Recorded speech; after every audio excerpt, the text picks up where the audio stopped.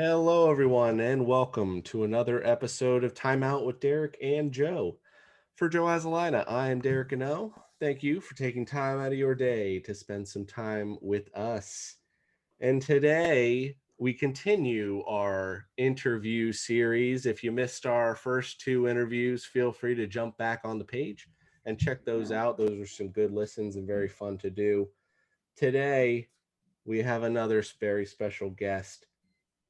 He is a 3-year letter winner in basketball and baseball at Easton, a basketball co-captain and first team East Penn League in 1958, also playing football in his senior year. Graduated Moravian College 1962, playing basketball and baseball. Head coach of basketball at Reading High School from 72 to 81. Head coach of baseball at Reading High from 69 to 71. Athletic director at Reading from 79 to 99. Inducted into the Lehigh Valley High School Hall of Fame, Moravian, Berks County Basketball, Reading, and Easton Hall of Fame. My uncle Jim Gano. Eric, thank you very much for coming on. Yeah, no problem. My pleasure. Without further ado, Joe, let's get it started with our first question. You were a three-sport athlete, as I just mentioned, in high school at Easton High, football, baseball, and basketball. You had the privilege of playing under some of the greatest coaches Easton has ever seen, some of which you may see at some of the on some of the gymnasiums.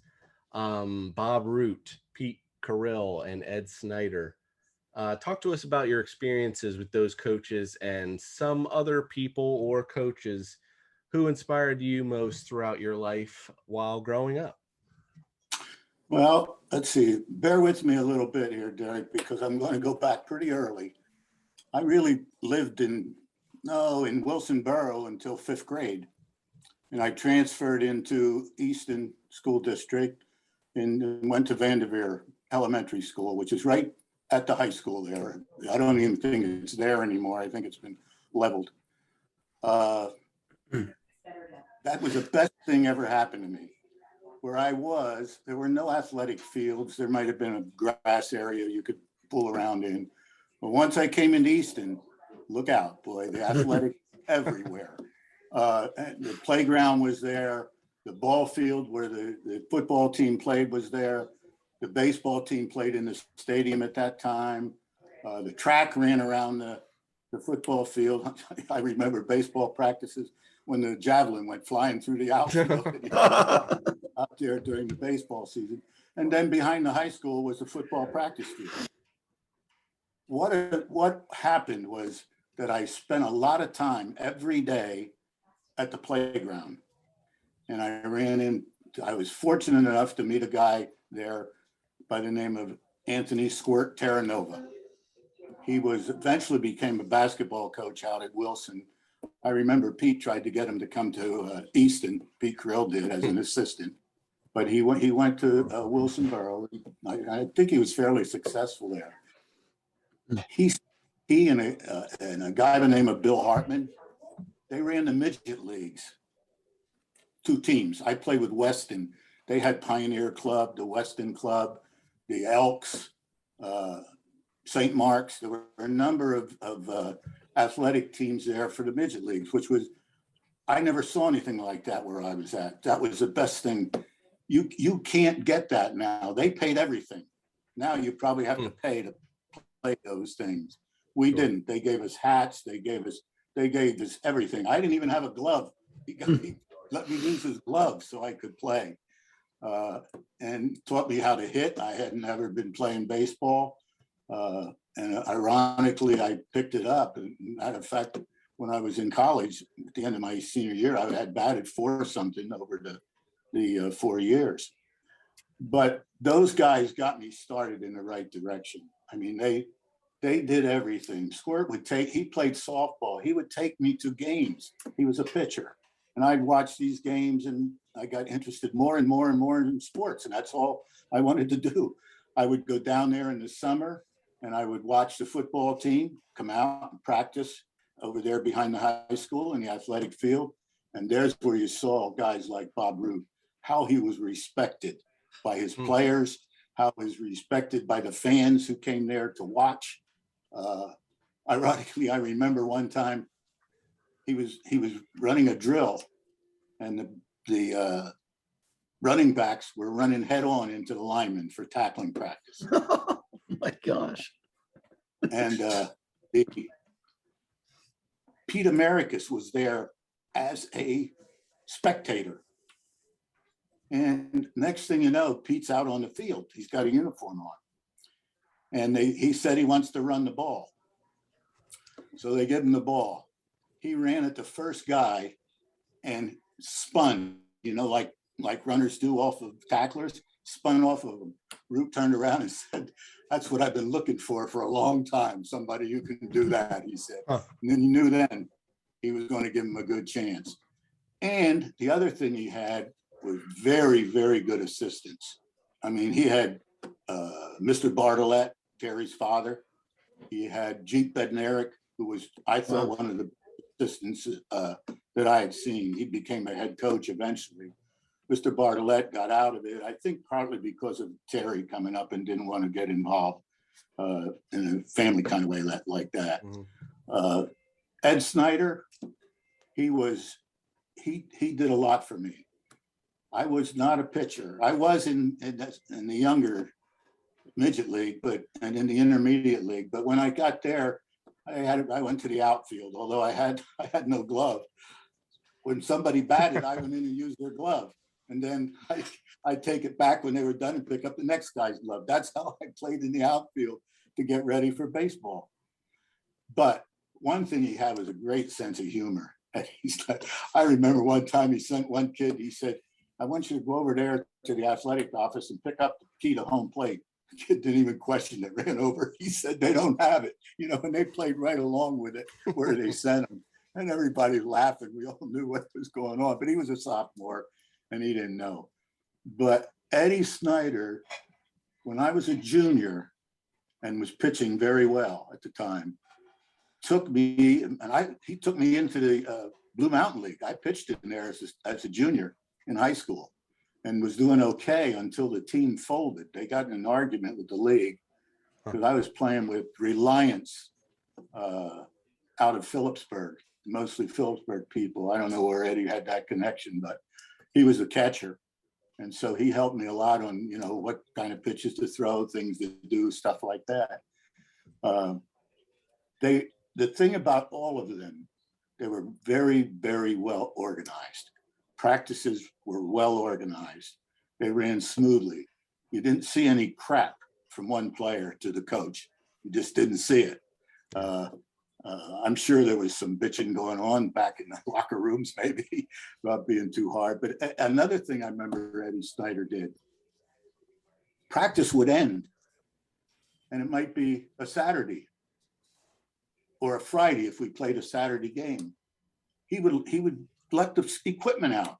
Terry Bartlett, myself, Bruno Migliazza, Larry Fisher, they were all guys that played there. We'd be out there, and Gary Fall, and batting balls down on our own in the field. Nobody questioned it. After we were done, we went in, we showered up, we put the equipment away, and we locked it up. Now they steal it. But we didn't. We were just so happy to have things to do, and they made all that kind of stuff possible. Kirill, actually Eddie Snyder. Now that I'm thinking of, he also taught me how to drive when I was in high school. We both drive red, so we had a little connection there too. Kirill, he still played, just like Eddie played when I was there. Bob Root wasn't playing at that time. Pete always used to push you to get better. Sometimes I thought almost to a fault.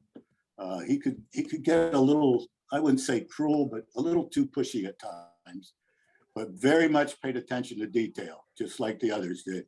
He was intelligent. I know when he went to Lafayette, I think he had a 4.0, I think. I don't know whether it was when he took graduate courses or undergraduate. He was a very bright person. He could play other athletics. I remember him telling me one time that when he was in the service, he batted against Herb Score. Pete's lefty. I said, how'd that go? He said, 3 quick swings and I was out of there. He said, I didn't want any part of that. He goes, man, that guy could throw.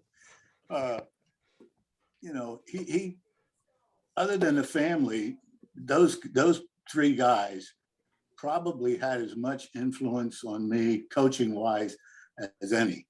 Now, there were a couple other people. Mr. Bartlett, he ran one of the best phys ed programs I've ever seen. I mean, I've seen him in other schools. Everybody wanted to take part in phys ed. Now they try to get out of it. They don't want to take showers. They don't want to do anything. We all did that. You had to take a shower. They throw you through the shower. John Maitland, who was the AD. John taught me biology, and he was a wrestling coach, a wrestling guy. And he actually got me interested in biology, and that's what I majored in college. I majored in biology. I got a master's degree in biology. Matter of fact, they took me out to Purdue. They thought they were going to get me to go there and to research. I don't know about this. He said, we'll see. So I got my degree in 4 years, but then I decided I wanted to teach. So I went back and I wanted to coach. And I went back to Moravian and took my teaching credits and actually did my student teaching under John. And there was another guy there by the name of Doc Howe. He was an English teacher, and he was an athlete too. He'd come out once in a while, as old as he was a left-handed hitter. He'd come out to baseball practice, and guys would whip the ball in, and he'd wrap it around without any practice. He could hit the ball all over the field. But he taught me how to, believe it or not, he taught me how to write. When I went to college, we had to do essays my first year. Well, I'm just writing them down. It didn't matter to me. I've been doing it. I had them for 2 years. Normally only had seniors, but I had them for 2 years. We'd come back to the dorm with people have grades and people would be crying all over. I said, what the heck are they crying about? C, D, F. I was getting A minus, B pluses. What the heck? I was nothing. I really enjoyed it. Then I remember also another guy that I had a lot of respect for. There was a trainer, an old guy by the name of Gouge Andrews. When I was hurt and sick, trainer, he came to my house, came to the house, to the door, went up to my bedroom, gave me massages and rub downs to try to get me better as soon as possible. They don't do that kind of stuff anymore.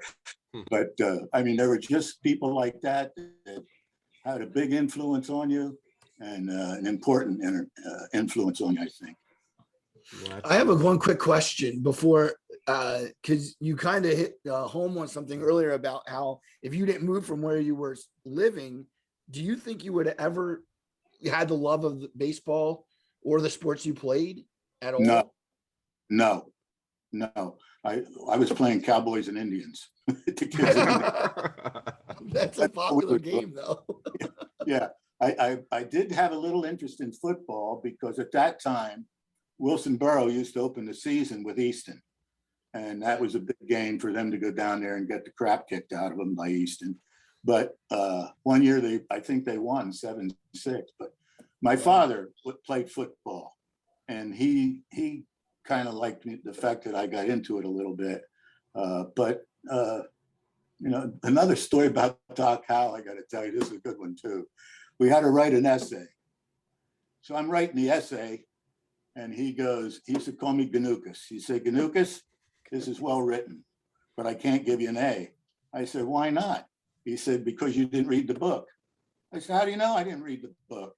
He said, because the things you're citing in here were in the classic comic book. I saw that too. He said, he was up on things. He was sharp.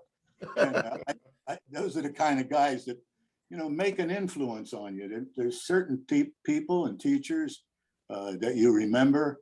And then when you're at the school there, one of the things I loved about sports was you could take a kid, Chip Holt from College Hill, Alex Camione from Martins Creek, Billy Houston from Canal Street, me from one side of town, Terry Bartlett from another side of town. And you put them all together and you can get a common goal. That's not easy to do all the time. That's one of the great things about sports. You put people together and you can go after a common goal, providing everybody is willing to make some sacrifices, which you have to do. Well, the legacy of great coaches you played for continued as you moved on to Moravian College in 1959. You continued to play 3 sports in college and played under football and basketball coach Rocco Calvo and baseball coach Gil Gillespie. Can you talk to us about your career at Moravian and what you remember most about your college years? Well, first of all, you're very generous by saying I played football. I punted at East. That's what I never got hit. When I went to Moravian, and that was funny, I was looking to make some extra money. I wasn't on a football team. They had a game, and I worked the rope to keep the fans that didn't pay from going in. And you got paid a few bucks to do that. And the guys from Easton would come up, and I'd tell you got to stay out there, and when nobody was looking, I'd lift the rope up and let the guys from Easton in. But one game, I come up and they're all waiting out there, and I come out in a uniform. They're going, "What the hell is going on here?" I said they needed a punter, so I had auditioned, and they said, "Yeah, you can punt for us." So what do you think happens? The first game I'm in, the first punt, the center snaps it back. I dropped the ball. I never dropped the ball ever like that, and I dropped it. It's on the ground. I picked it up. And I took off and gained about 30 yards. I might have the biggest yards play in the history of the school. I gained about 30 yards. And what was funny is the guy said, "You dummy, if you'd have cut the other way, you'd have gone all the way for a touchdown. You cut back in the five and we're okay." I got tattooed pretty good. But the coach was a little worried because I had some knee trouble. And he was worried that I might get hurt, but I didn't. I wore a knee brace anyway. But so I really wasn't, playing. I punted, and I enjoyed that. I do that. But Jeep Beneri was a guy that worked with me a lot on punting, but I could always punt. My father taught me in the lot behind where we lived. We would kick and catch and try to drive each other back and forth to the end of the lot, and I could hold my own with him because he could punt pretty good too. Now, Moravian, boy, they taught you quickly how to be an adult. You have a lot more freedom as a player up there and a student. They keep close tabs on you in high school, and rightly so. But up there, you learn to grow up fast. And I really learned to grow up fast because on the teams that I was on, several of them had Korean War veterans on. You didn't fool around with those guys. I remember the one time I was pitching batting practice and I threw at a guy named George Hollandersky. I dusted him a little bit. Holy cow. He picked up the bat. He said, "You come close to me like that again, I'll bust this bat over your head." I said, "Whoa." I didn't get close to him again either. He actually ended up becoming a guard, one of those security guys that used to follow the president's car around. I saw him, driving on some vehicles when they were driving around. Rocco Calvo, that's how I got there. Rocco Calvo played basketball at Bethlehem High School with Pete Carrill. They were on the same team. So Pete was the guy that really connected me. I might have gone to Columbia. Van Bredekoff got the job, who had been at Lafayette. He didn't. He ended up eventually at Princeton. But Van Bredekoff was Pete's coach, and he was going to, Pete told me that if he gets that job at Columbia, you might be able to go there. I didn't know that I was ready for that. Not mature wise. I wasn't. I didn't budget my time a whole lot for academics. I budgeted my time in athletics. To give you an example, at Moravian, I took a lot of lab work because I was taking science, physics, biology, chemistry, and the labs were always in the afternoon, starting about 1 o'clock. They go to 4 o'clock. Well, at 3 o'clock, I shut my lab down and left. I'd go over to the gym, practice would start at 4, I didn't get involved in 3-on-3 games with Calvo and some other players and some of the other coaches. And I enjoyed that before the practices, even more than some of the practices. And I had to do something. So I got a job taking care of the lab mice. You feed them, clean the cages in the science building. So they gave me a key. So I could go in anytime I want. Practice. Oh my gosh. Lab, and I'd work in there and put in the other hour and a half, 2 hours until I got my experiment done. And then I'd go back to my room. But that's not only that, I was getting paid. And then the other thing was that living in Easton, like with the school closed for vacation, I could come up every 3 days. It was no big deal. Clean out the cages, make sure they had the mice, that they were breeding properly for experiments and stuff like that. Rats, I didn't deal with any rats. The mice are okay, you can handle them pretty easy, but you get in those cages and you trap those rats in the back, they could get nipped. I didn't want any parts of that. Gillespie, he had an assistant there that was really good by the name of Gus Garscar. And he really ran the team. Gil was the coach, but Gus ran the team. And he was a pitcher, so he helped me out a lot. He had a son that played, I think, at Hellertown, somewhere like that. And I liked him a lot. He was really a good guy, a guy you could talk to a lot. Calvo you could talk to. At high school, you're kind of afraid to talk to coaches, but when you get at the college level, they'll talk to you and they'll tell you things, and that's what you hope that would happen. Well, now here's the list here. If I missed anything, I apologize. You're a member of the Easton High School Hall of Fame, the Moravian College Hall of Fame, the Reading Hall of Fame, Berks County basketball, and Lehigh Valley basketball. Now, if you give the same generic answer everyone gives, it's not about the awards, but is there truly one accomplishment that you can think of that stood out to you the most, whether it be one of those or something else throughout your career? No, but I'll update your thing. I also was in the Berks County chapter of the Pennsylvania State Hall of Fame. I was in that one. And I'll give you one that nobody even knows. I was in the District 3 Wrestling Coaches Hall of Fame. Figure that one out. Wow. What happened was, when I was an athletic director, eventually I got onto the District 3 PIAA Board of Control and the State Board of Control. And by the way, I used to depend a lot on John Maitland then, because he was doing the same thing. I used to run the District 3 wrestling tournaments, AAA and AA. I ran those, maybe 7, 8 sites we would have going at the same time. And John helped me out a lot on that kind of stuff, although we disagreed on some things. But the reason I got, I think, was because I made them start the team wrestling, which they didn't have then. And the coaches fought me a little bit on that. But after a while, they fell in line and they were happy that we had that team tournament. Now, as far as a favorite one, not really. I appreciated every darn one of them. I never thought much about that kind of stuff.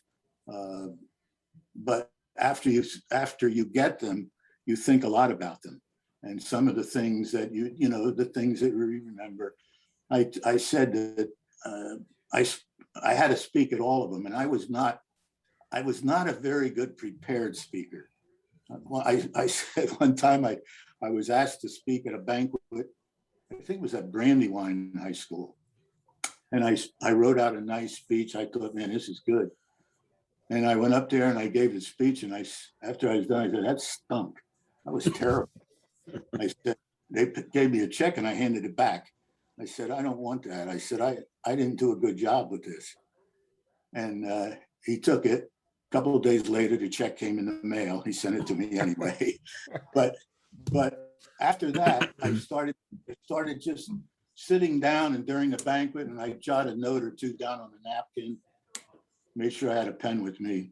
And then I would go from there. And one of the best ones I ever gave was at the Moravian one. at their Hall of Fame banquet. I had everybody was getting stitches. Even Calvo was laughing. And when I was talking about a lot of this stuff. And after I was done, the next guy up, I laughed. I talked longer than anybody else. And the next guy got up, he said, man, I don't know what I'm going to say. I don't know. I can follow anything like that. He said, just talk, you'll be fine. And that's what I did. After that, I everywhere I spoke, I just spoke off the cuff.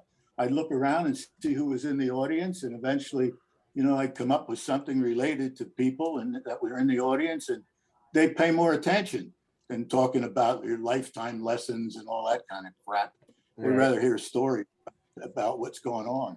So, and I enjoyed my time at Moravian. I met a lot of good friends up there. Ironically, when I was coaching, Calvo called me in and asked me if I wanted to apply for that job because there was an opening there. So I went up and talked to him, and we were talking, and I was a little interested. And he said, "How much money do you make at Reading?" I told him. He said, "You don't want to come here." He said, "They don't pay anything up here." He said, "You got a family to support." He said, "You better stay where you are." He said, he was honest with me. He could have said, "Well, you have this, you won't have to do that, things," but he didn't. He said, "No, you'd be better off with the money you're making where you're at. I would stay there if I were you." Well, actually, when I left, go ahead. When I left there, I was actually offered a baseball job at Quakertown. And I didn't take it. I didn't particularly want it. I liked playing baseball. I didn't like the coaching part of it too much. I did coach it in Reading, and I started out working with a guy by the name of Charlie Dunkelberger, who was a scout for the Red Sox, a good one, and a very good coach. He had players that got into the major leagues. And I was a pitching coach there, and that's all I dealt with were the pitchers. And then when I got the head coaching job, first thing I did was get an outfielder who had been in the minor leagues and an infielder who had been in the minor leagues. They were my two assistants, and I let them handle everything. It's really critical that you get assistants that you can trust as a coach. And I don't mind the differences of opinion. That didn't bother me at all. But don't stab me in the back. You know what I mean? I don't put up with that. And I worked assistants hard in basketball. They were changing all the time. They couldn't stand my hours.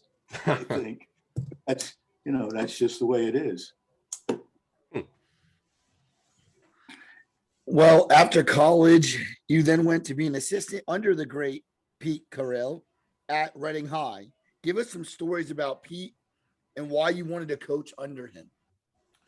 Well, one of the reasons I wanted to coach under him because he offered me a job. That's there you go. They had an opening there in biology, and I'll never forget. I went in, and the superintendent wants to interview me, and he goes, "Mr. Gano, what's your philosophy of education?" I said, "I'll tell you what." I said, "I just got out of college. I'm pretty flexible. What's yours?" And he talked for 15 minutes about his philosophy of education. I didn't say a word. He talked the whole time. And after it was done, he said, "You're coming here to coach basketball. You know that?" I said, "Yes, I understand." He said, "I want you to also understand, if you don't win, you'll be looking for another job." He said, "It's high school." I said, whoa, what am I getting into here? But Pete, he did everything for me. I owe him virtually everything I have of major proportion.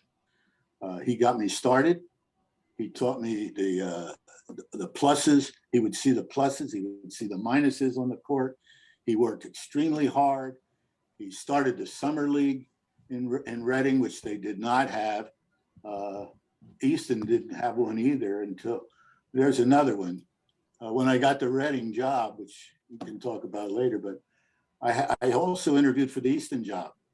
John Maitland called me up and asked me to come up and interview for that job.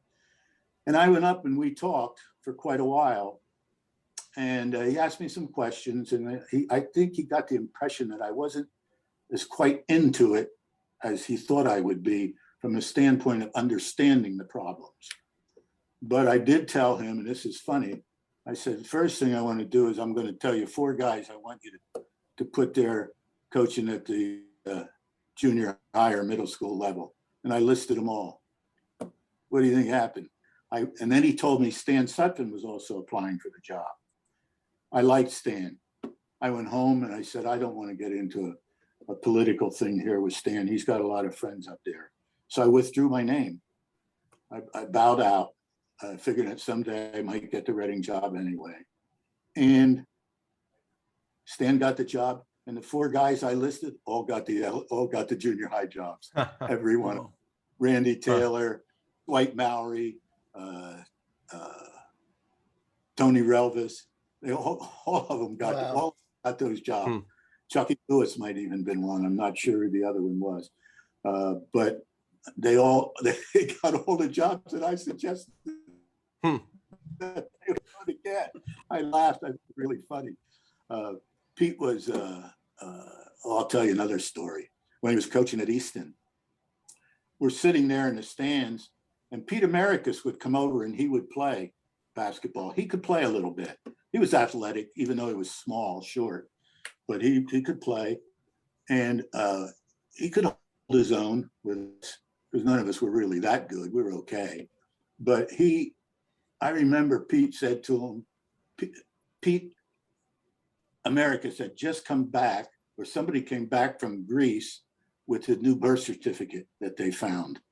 I don't know that they ever had a real one, but they found this birth certificate, and he said he suddenly became eligible for another year of high school football with the new birth certificate. And Pete goes, geez, if you'd been a month more, you could have come out for basketball. Pete goes, why didn't you tell me that before we went over? Which means I knew a guy by the name of Tommy Georgaris, who was a Greek in there. He actually did a lot of the interpreting for Pete when he came over. And he told me that you go over there, you pay the church, they'll make you any age you want to be. And so those people from Phillipsburg will now know that they got shafted a little bit with that one. But he was a real competitor, that guy, Pete Americus. There was another story with Pete. We had a player down in Reading by the name of Billy Jenkins. It was all state, good, fast as grease lightning, could jump, run. I mean, he was really good. And Pete would go after his best players the most. They got most of the grief. And I could understand that, to keep them in their place.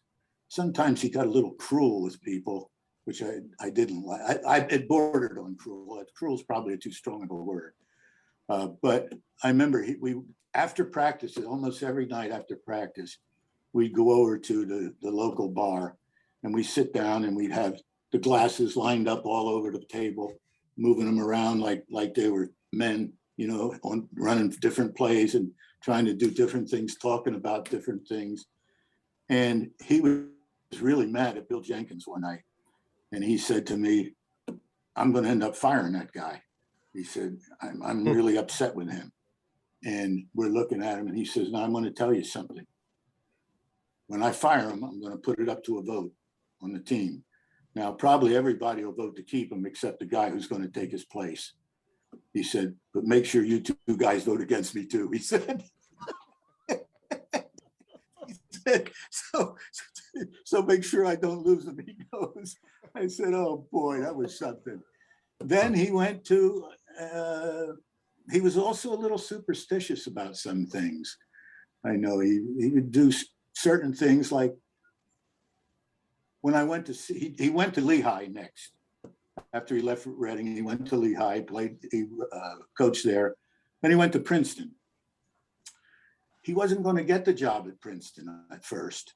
I think Van Bredekoff, who was the head coach there, who had been at Lafayette and coached him there, he got him to hire Pete. It was the best move they ever made. He was good. He could relate to people in a good way. He could go to the president's house at a banquet or dinner and fit right in, and then go over to the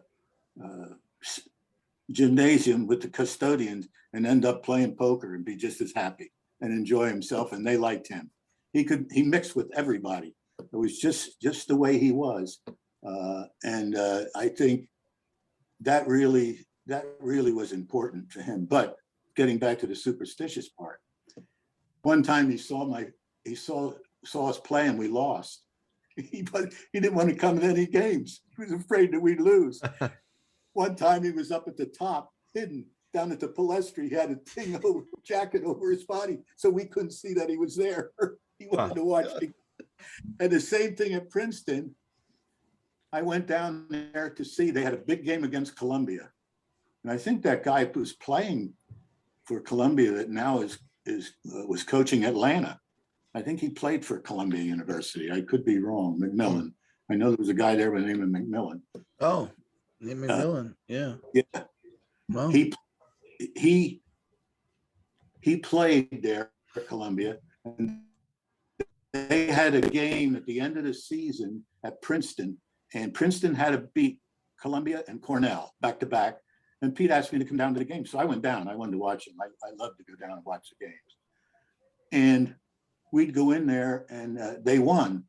And now they had to play a single game championship. I don't know. They might have played that at Lafayette that year. I'm not sure. No, it was up in New York, St. John's, I think.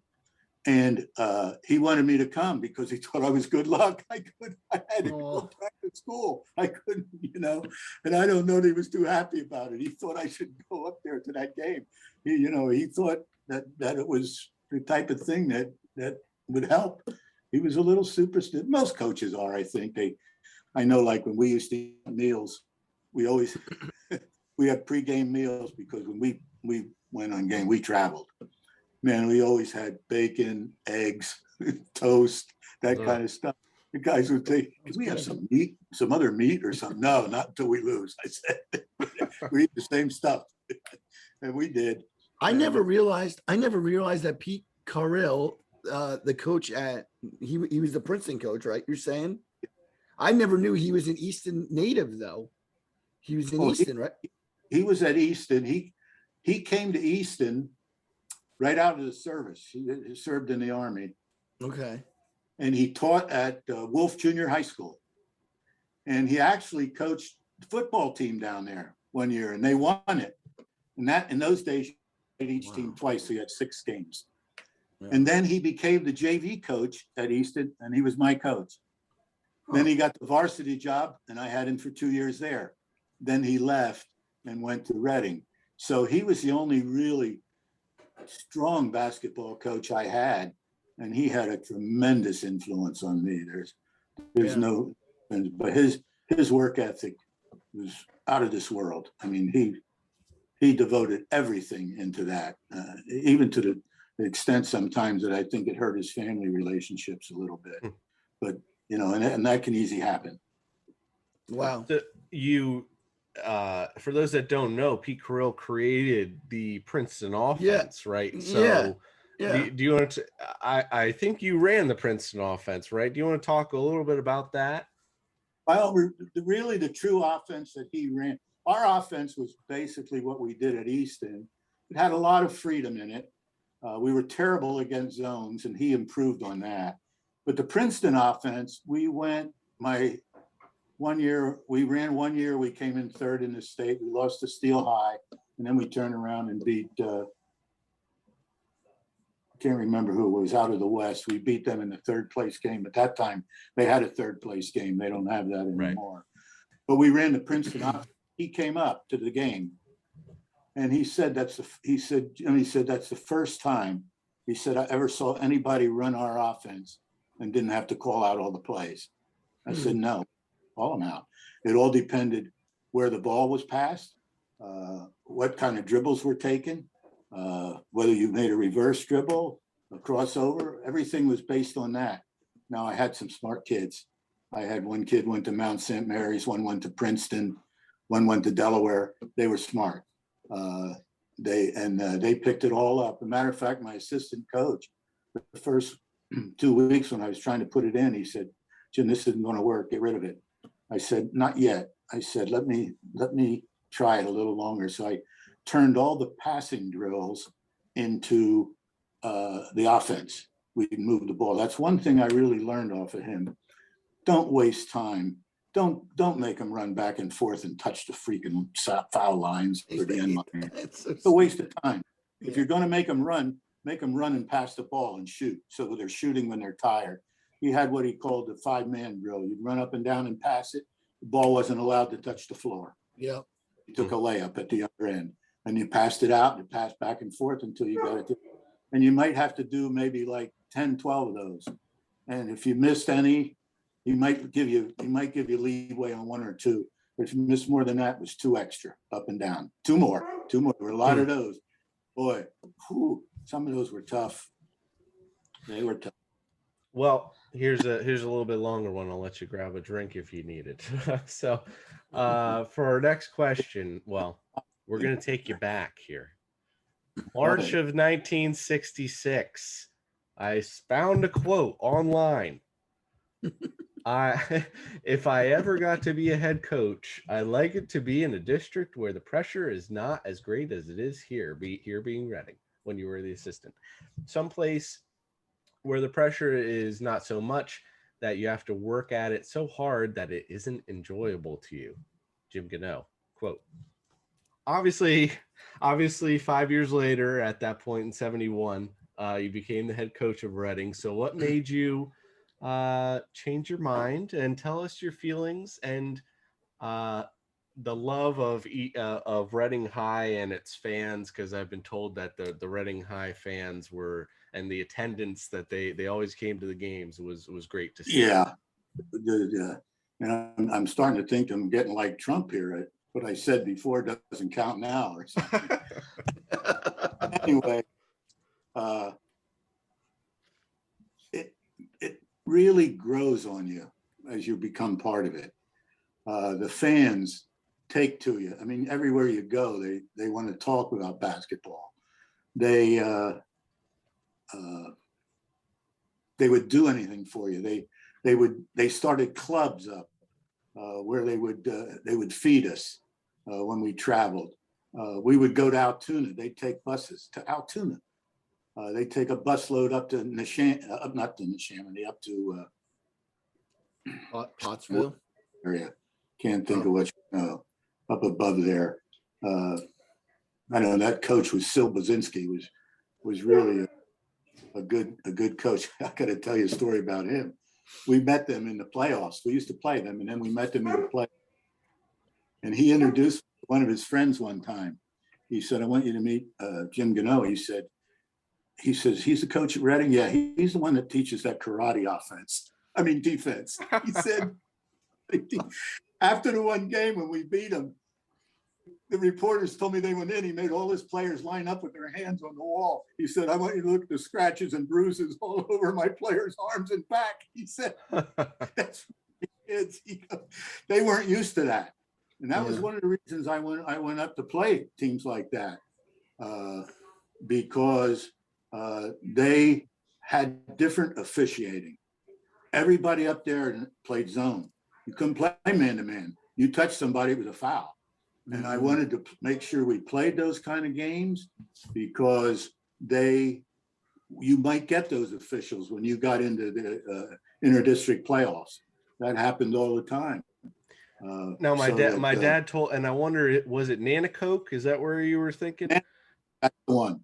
So my dad told me this one, that the one time you went up to play his team, and he brought you to the side and he said that your team is very good this year, very sound, and you said, yeah, even your officials can't screw us today.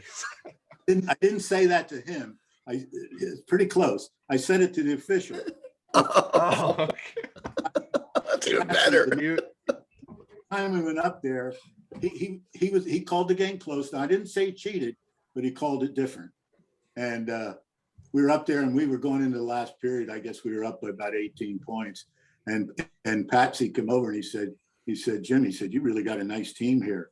He said, "They're really good." I said, "You know what, Patsy, even you're not going to pull this one out for him." And he started laughing. He goes, "You're all right." He said, "By the way, if you need an official down in Reading, give me a call. I live right up that I could be down there."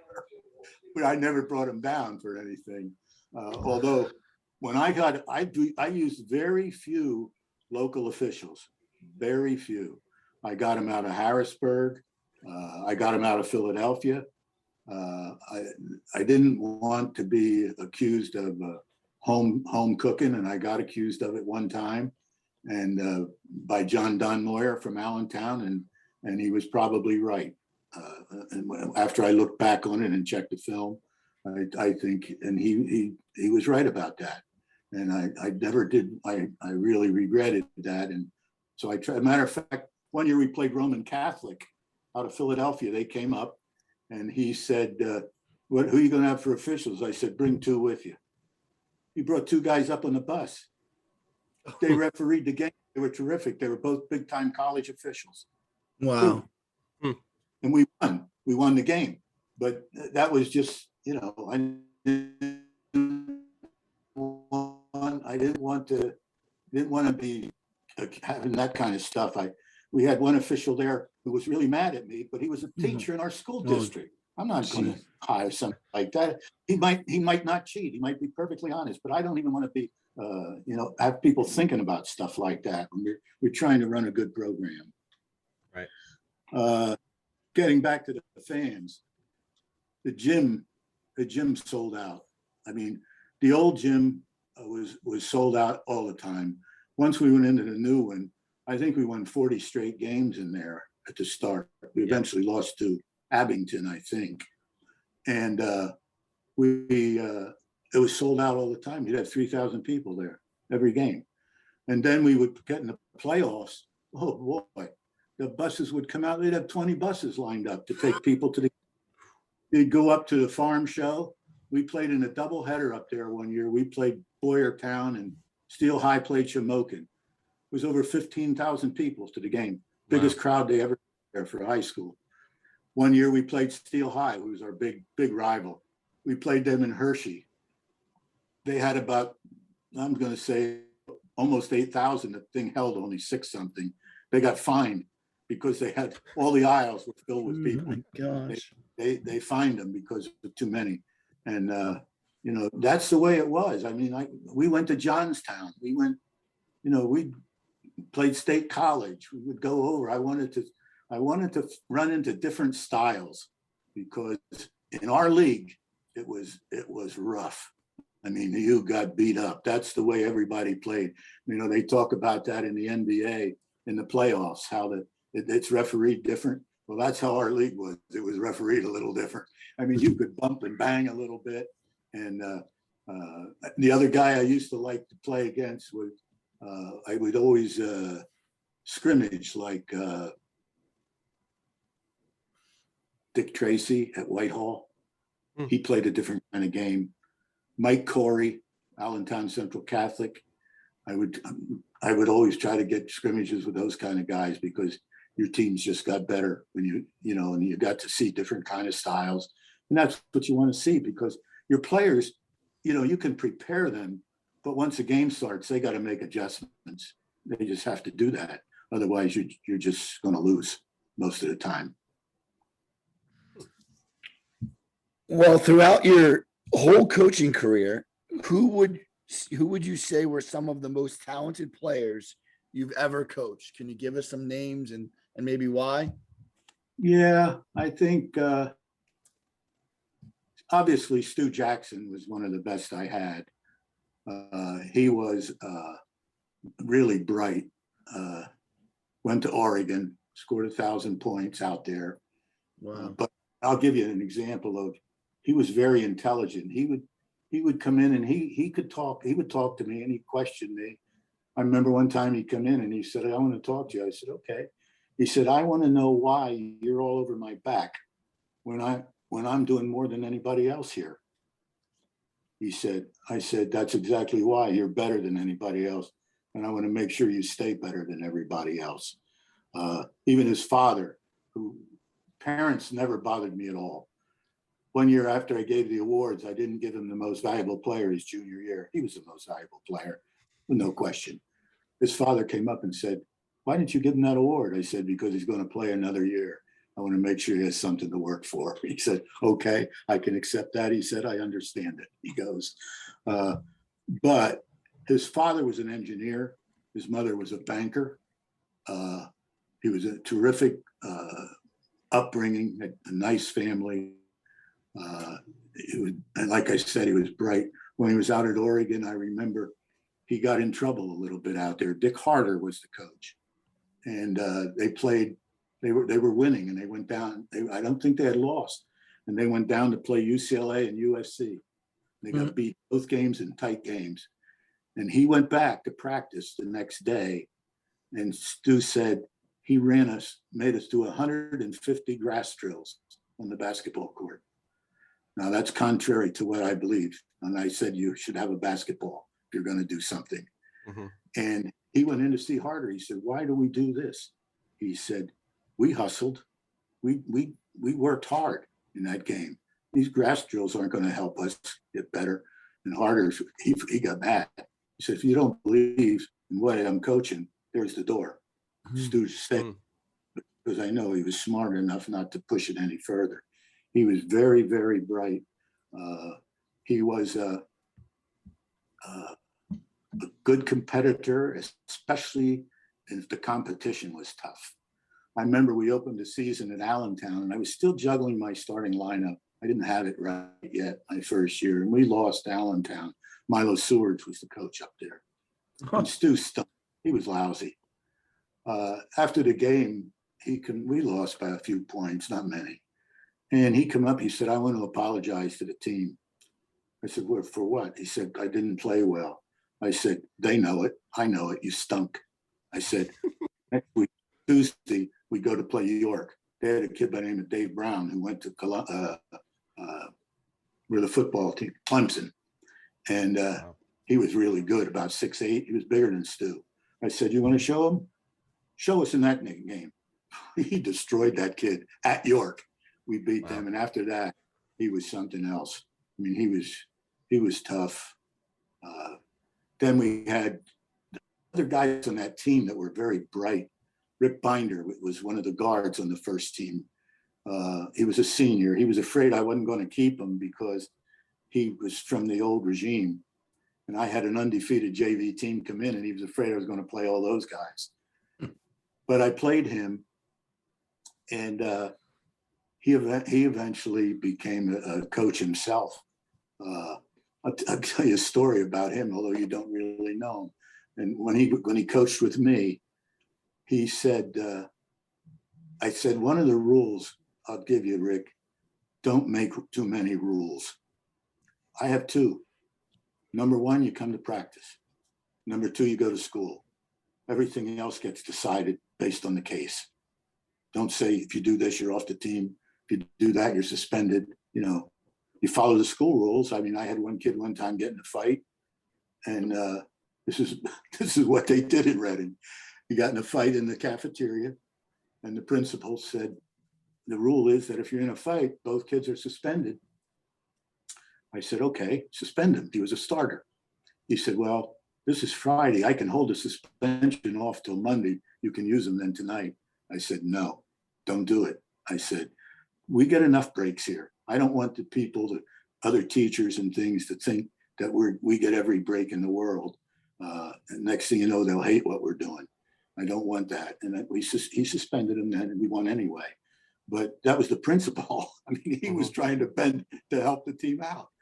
And that's the way it was. Everybody tried to do something to help you out. But getting back to Rick, we're playing Harrisburg, and he was my JV coach. And in the Central Penn League at that time, the JV title was a big thing. They had a big trophy, almost as big as the varsity one, believe it or not.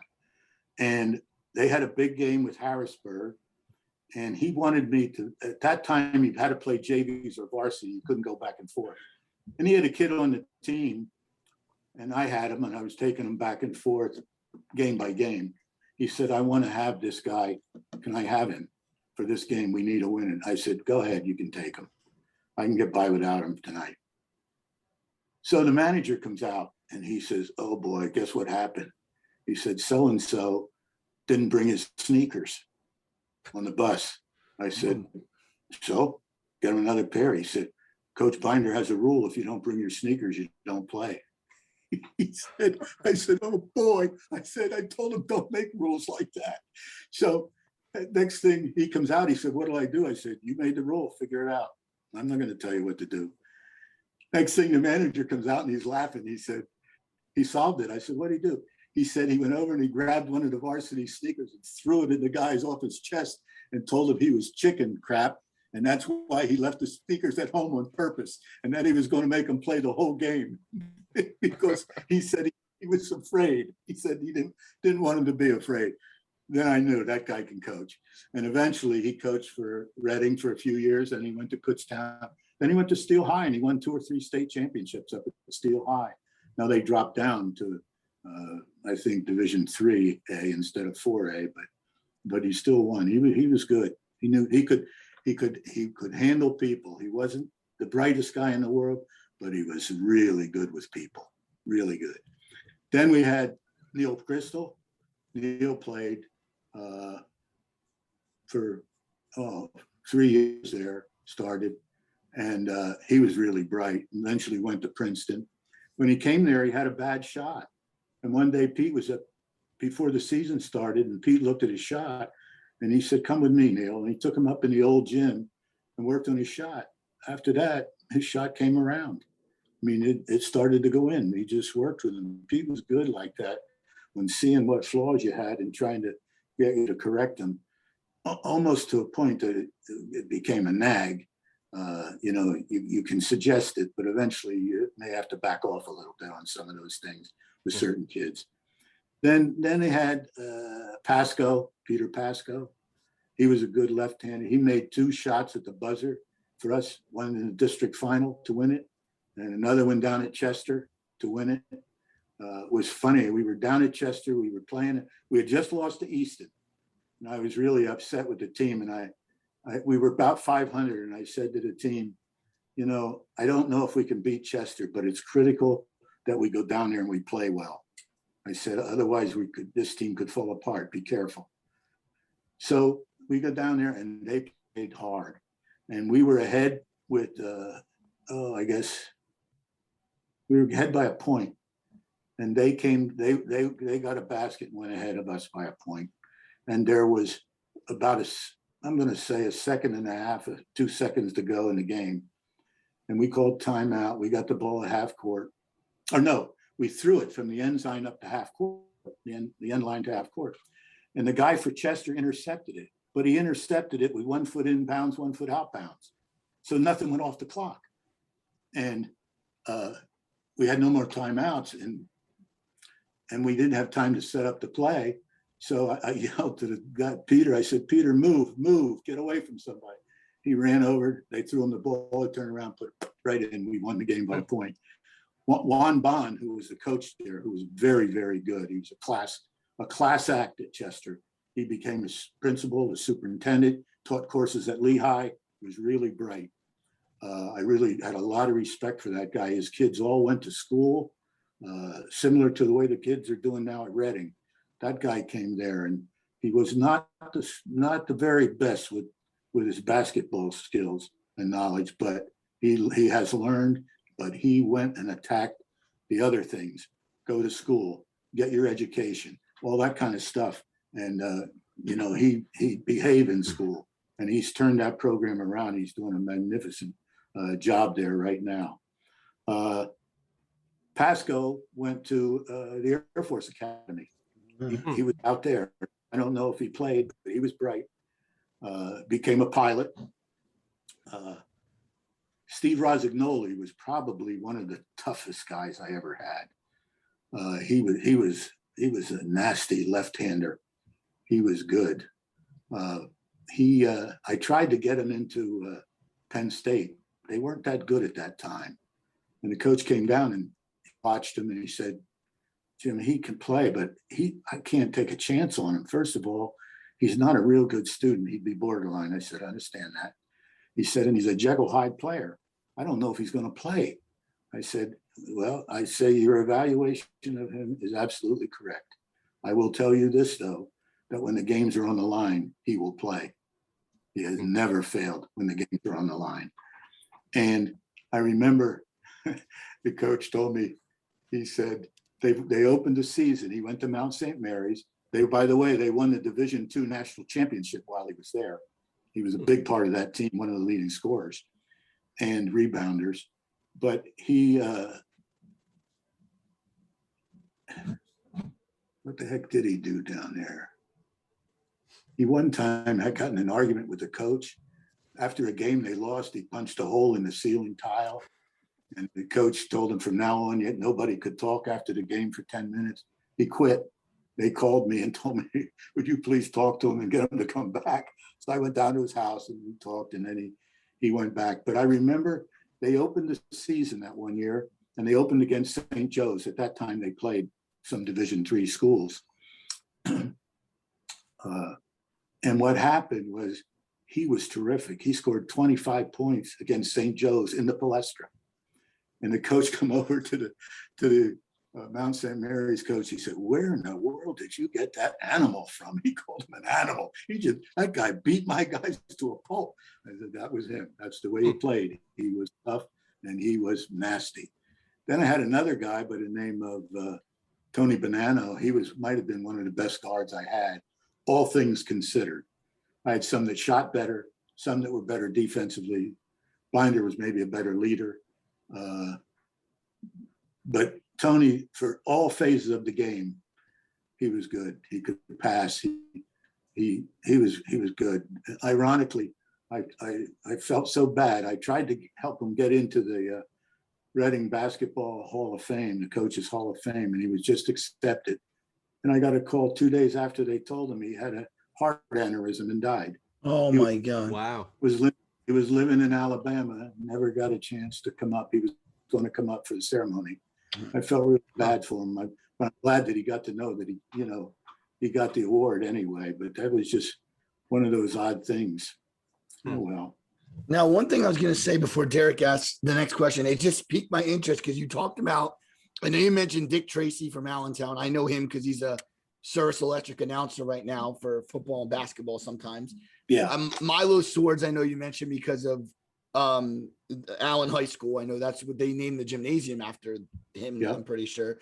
Did you have any, and I don't think this is the right time period, but I'm just going to take a shot in the dark. Did you have any run-ins with Mike Kopp at all? No, didn't know him. I had heard of him, but I didn't have any. You know what? I'd had very few run-ins with coaches.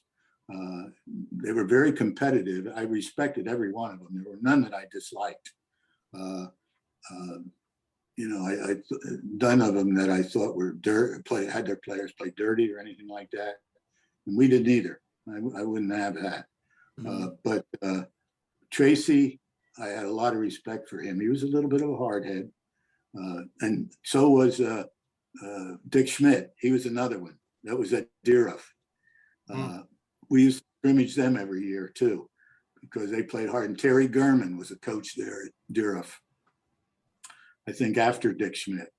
And I had a lot of respect for those guys. Dick Schmidt, we met them in the first round in districts or inter-districts one year, and he came out in a triangle and two. Now I was prepared for it because he plays everybody a triangle and two and played their guards. He played my forwards and screwed me up completely. The game went into overtime and we were seated up and he was seated way down. We were lucky we beat him. But I remember that I had a lot of respect for that guy. He was a good coach, a good person. Tracy, we used to say, one thing about when you go inter-district, he said, all the things like your back doors that you run, you get them all over the place. I said, yeah, I know. He said, you don't get them in your league much, do you? I said, no, they're all used to playing it. They stop all that stuff. But once you get inter-district, they're not used to seeing it. We're getting backdoor layups all over the place. I remember one time we were playing Williamsport, and we were up by 6 points going into the fourth period. And somebody said, you still got a good chance on this. He said, not against Reading. He said, you might as well have a 20-point lead with them. He said, they're going to and backdoors all over the place. He said, they won't lose that lead, he said. So I think we kind of answered this one already. So if we don't have much to say, we can move on. But um, I was told how you would consistently go up and down Eastern Pennsylvania during the regular season, playing against the best teams and the teams that you thought your scouts said were going to be among the best teams that year. So you were better prepared for states and the best competition in states. Do you want to talk about why it was important to play That against was those part of different styles and across the it. state I and officiating? wanted to, yeah, I wanted to play against good teams because we were good. I mean, what good does it do to go smack people around? I mean, I was one of the reasons I lost just a little bit of the edge at Reading was we were in that Central Penn League and it folded, and it went into the Berks County League. We just cleaned everybody's clock in that league. It wasn't fun, and we had to make sure we were playing tough games everywhere else. Even like scrimmages, I was very careful about our scrimmages. In those days, you could have four, and I would get one against a good, tough man-to-man, because what happens is you line up to play man-to-man, and you're starting inside a half court all the time to teach it. And then you get in the game, and you're starting from behind half court because they're putting pressure on you at the half court line. And suddenly the offense is completely different. It's starting way out away from the basket. So I would go against a good, tough man-to-man right away. Then I would try to find a zone team would play. Then I would try to find somebody with pressure to scrimmage. And then I would try to schedule Mike Corey at Allentown Central Catholic, because Mike played everything. You'd come out and he'd change it this quarter, change it that time down the court. So your players got the idea of recognizing what was going on in front of them. They weren't trying to run man-to-man offense against a zone or vice versa. You know, was very careful about that. And then once you got, I mean, we would play Coatesville, we played Pottstown, we played in Chamonix, like I said, Altoona, Johnstown, Roman Catholic, North Catholic down in Philadelphia. And then in the league, you know, you had York and Steel High and Lancaster, and all those kind of teams. You looked for competition the best you could, you know, and sometimes you won and sometimes you lost. And you hope when you lost, you learned something. Well, you made states every year at Reading, all 9 years that you didn't make the state finals. The team that knocked you out ended up making it to the finals. Who were some teams, playing styles, or coaches who you found gave you the most problems, and how did you overcome them? Probably the team that gave us the most problem was Hamilton. And one of the reasons was I overcoached. They pressed. They had athletes. They had athletes like we did. They were good. And they were well coached, very well coached. But they gave us problems. We beat them once, and they might have beat us twice. I don't think we beat them the same number as they beat us. I know we didn't beat them more than they beat us. They were really good. You try to get down there near the city as close as you can, because the basketball was better there. But you know, I screwed up one year with their press, and finally I got the banana kid, and I said, take that press offense and scrap it.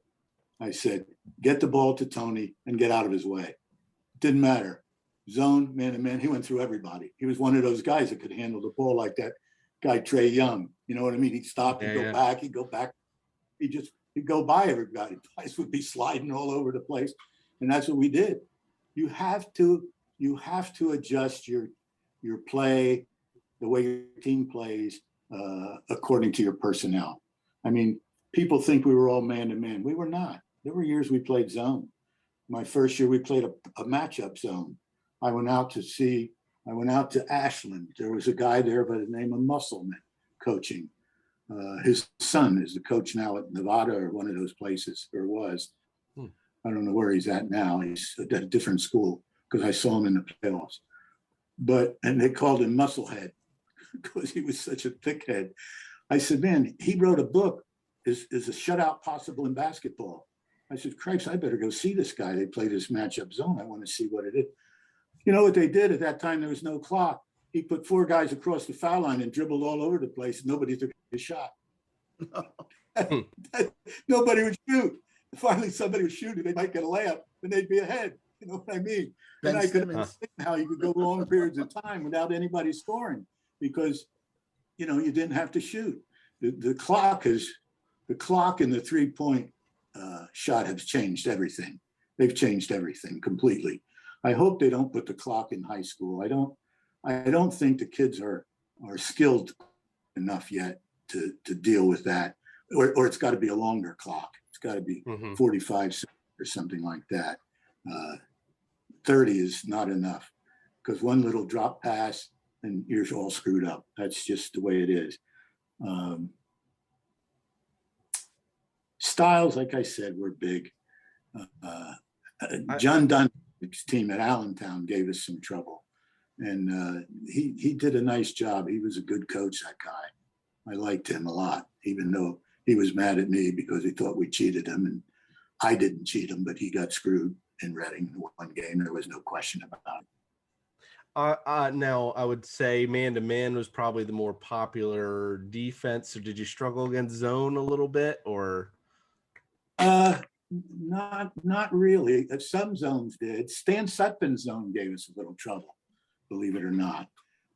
He used to, one year they beat us up there. That was the only time they beat us. We beat them in Reading.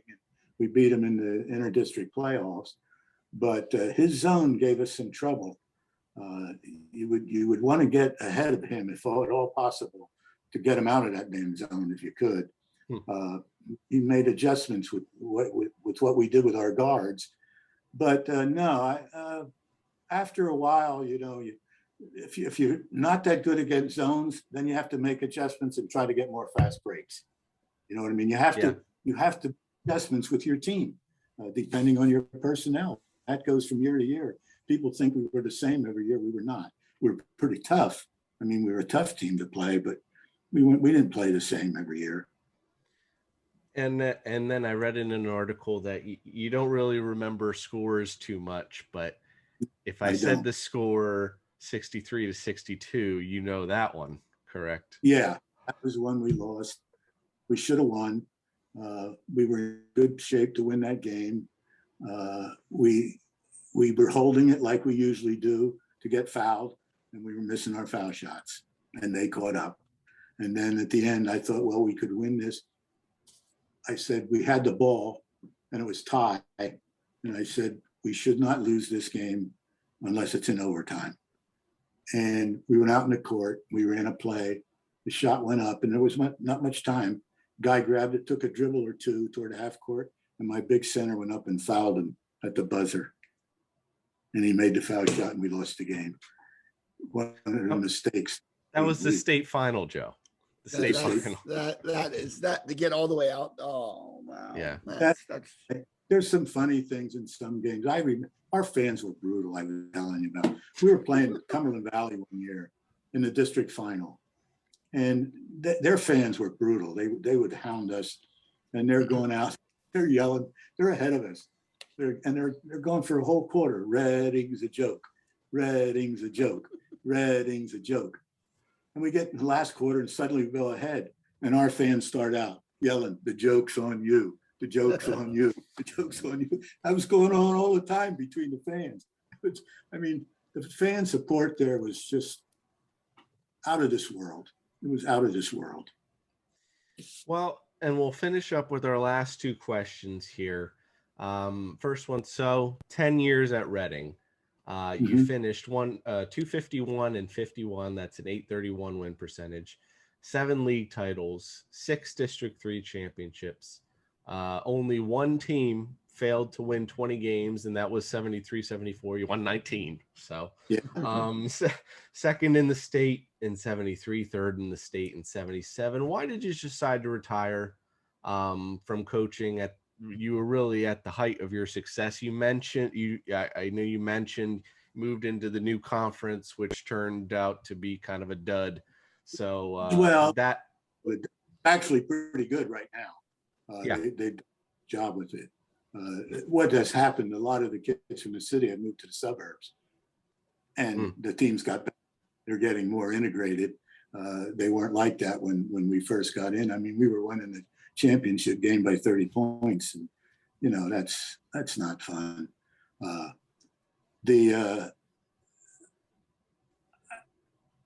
one time told Rick Binder when he took the job, I told him, Rick, you're going to find out that coaching here 1 year is like coaching 2 years somewhere else. It wears on you. It's when he left after 3 years, he said to me, remember when you told me about this being 1 year is like 2 years somewhere else? I said, yep. He said, you're wrong. It's like 3. He said, 1 year here is like 3 years everywhere else. The pressure is on you all the time. Now see, Rick was more social than I was. I wasn't out into the bars and all that kind of stuff. I went home after games. You know, he would hear more of it about if they blew a game or something like that. And he did. And plus, you know, when you follow, and I'm not saying that I was more successful than he was, because he had some very good teams and did well. But when you follow a coach who's been very successful, they say it's always better to follow the guy that followed the coach. You know what I mean? Be the third guy to get the job, not the second guy. And there's a lot of truth to that, I think. But anyway, it started to wear on me a little bit. And they tried to make it easier for me. And they made me, when I got the baseball job, the superintendent called me in and he said, Jim, I'm going to make you an offer. He said, I'd like you to keep coaching. I want you to coach baseball, and then you get into basketball. He said, I want to make it easier for you. How'd you like to get into driver ed? What happened was the driver ed teacher had a heart attack and died. Man, I struggled with that, believe it or not. I mean, I had a master's degree in biology. I took courses at Lehigh, took courses at University of Pennsylvania. And I said, did I waste all this time? What am I doing? And I went home and I thought about it. He said, I'll give you 24 hours to decide. He said, or I'll get somebody else. So I went back and I said, I'll take the job. That was the smartest thing I did. And then shortly after that, when I got the basketball job, he made it even easier for me. He took me in half a day of class away and put me into the athletic office as the assistant athletic director. Well, no sooner I was in there than the athletic director had a heart attack, and I had to take that job over. So I was doing that in the basketball coaching job as well. And the baseball, I had to give that one up. That was just too much. The coach was that guy Dunkelberger, who I mentioned before, and Perugini was the guy that. And believe it or not, oddly enough, he was a wrestling coach at Reading as well. He coached a guy that beat Johnny DeVitro in the state final from Easton on a referee's decision. And that was a long time ago. Bruce Gilmore, I think the guy's name was, that beat him. It was something, but I just didn't think that it was getting a lot of work, and I was starting to spend no time at home at all. And you know, I would go home and I'd be there and the kids be there, and I had the Kodak projector out, going over games, looking at things, what's wrong, what can we do, that kind of stuff. Not spending time with my family at all. Luckily, I had a wife that kind of understood, I think, at the time, but that was rough, and that was probably the thing that made me turn. It was just getting to building up, scouting too. I scouted myself. I had a scout and I had a JV coach, but if I could scout, I went myself. If we were playing Johnstown, I would drive out to Johnstown to scout that team. I used to take the driver ed car because the gas was free. And I would, once in a while, I'd take a player with me so that they could see it too. I had a laugh at one time. I took Cliff Durham with me out to Altoona to scout the game, and he'd come back, and the players are all laughing. And I said, "What's so funny?" He said, Cliff told you played all country music on the way out. I said, you want to hear any of that stuff? He wanted some of that jive music. I didn't put any of that stuff on. That was just one of those things. But he was a good kid, good hard worker. And then sometimes somebody would always go with me. One of the fans would say, "Who you scouting? Can I go with you?" "Yeah, come on." They'd take company. We'd go up to Harrisburg or Steel High and scout a game. That's what we did. And I had fun. I remember when Marty Bankovic was coaching Steel High, and I had this Italian guy with me, and he would always bring salami sandwiches, hot salami sandwiches, put hot peppers on them, and we'd eat them on the way up or at the way back or at the game. And Bankovic was the coach of Steel High, and he said, "Why don't you guys ever bring me a sandwich?" I said, "All right, we'll bring you one next week." So he goes out and he gets these hot peppers, and he cooks them, and he puts them on the. No, we don't eat those. When we're ready to leave, say, "Oh, Marty, we forgot to give you your sandwich. Go ahead." He took it. The next week we were scouting because they played all their games on Saturday. "You SOBs," he said, that sandwich is in the trash can. He said, "That was the hottest sandwich I ever had in my life because of the rats." He said, we laughed. You had a relationship with those guys that, you respected them all, but didn't despise them. Matter of fact, when he retired, I spoke at his banquet. When I retired, he spoke at mine because we had the mutual respect we had for each other. Well, the last question, I think one of the best questions that we have here, what would be your words of advice to a young athlete in today's world? Oh boy, that's a tough one, but the answer is not real long. First of all, do the best you can. Play with passion. Go to school, do your schoolwork like you're supposed to. Don't necessarily treat basketball as an end. Treat it as a means to your end. You might get a job, you might go to school. I mean, I went to Moravian. I wasn't going anywhere. My parents had no money. I mean, I got, tuition, room, and board. The only thing I ever paid for was books. And they gave me jobs up there to help me pay for my books. I mean, I remember going home on a weekend, and my mom, she would send me back with chocolate chip cookies. She said, "You even have $1 to give you to take back with you." I said, "I didn't need them, Mom. I got money up there." I mean, you just don't shortchange yourself. Don't give up right away because things get tough, because you get beat out. Hang in there. I can tell you this, in all the years I was at Reading, not one time, not once did it started the season, the 5 guys end up the same 5 guys at the end of the season. Wow. Every year different. Every year it was different. Keep plugging away and quit blaming coaches. Christ almighty, I get tired of it. The parents blaming coaches. There is not a coach alive that doesn't want to win. Now, they may have some poor judgment on some things. That's a possibility. But they're not playing a kid because he's got a bad personality. They'll work around it if they want to win. So, that's about it. Just do it and do it well and do the best you can. It's as simple as that, or as difficult as that, depending on how you look at it. Yeah, that's true.